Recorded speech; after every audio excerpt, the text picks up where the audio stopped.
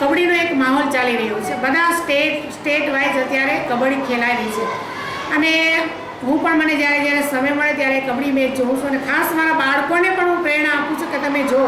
એટલે માલા મેડમ અને સોનલ મેડમના હસ્તે અમે અમારા ટુર્નામેન્ટનું અમે ઉદ્ઘાટન કરાવ્યું અને ઓપનિંગ કરી દીધું અને ત્યારબાદ અમારી ટુર્નામેન્ટ ચાલુ થઈ અને ખૂબ સરસ રીતે વિદ્યાર્થીઓ એમાં અમે નહોતી આશા રાખી કે આટલું સરસ આ લોકો રમશે એટલે ખૂબ સરસ એમાં 4 હાઉસમાં 2 હાઉસ વચ્ચે ફાઇનલ મેચ હતો, ગ્રીન હાઉસ અને રેડ હાઉસ, અને ગ્રીન હાઉસ એ વિનર થયું છે.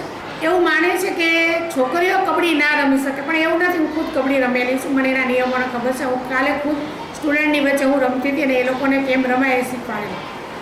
એટલે કબડ્ડીમાં શરીરની સ્ફૂર્તિ, શરીર સ્વાસ્થ્ય અને થોડીક ચાલાકી, થોડીક હોશિયારી, આ બધી વસ્તુઓ જો હોય તો કબડ્ડીની અંદર રમવામાં વાંધો ના આવે. અને હું માનું છું ત્યાં સુધી જે જગ્યાએ સ્ત્રીઓ જ્યાં હેન્ડલિંગ કરે છે, સ્ત્રીઓ જે જગ્યાએ હોય છે, અને આજની જે દીકરીઓ છે, કાલ સવારની સ્ત્રીઓ છે, અને આજે એની અંદર અમે ખરેખર ખૂબ જ ચપળતા, સ્ફૂર્તિ, ચાલાકી, આ બધા ગુણો અમે જોયા અને એને રમતા જોયા. અને મને એમ હતું કે હું થોડીક વાર બેસીશ, પણ એ લોકો એટલું સરસ રમતા હતા કે હું ત્યાંથી 1 મિનિટ પણ હું ખસી ન શકી. અને અત્યાર સુધી એ લોકોની સાથે ત્યાં ઊભા રહીને મેં જોયું.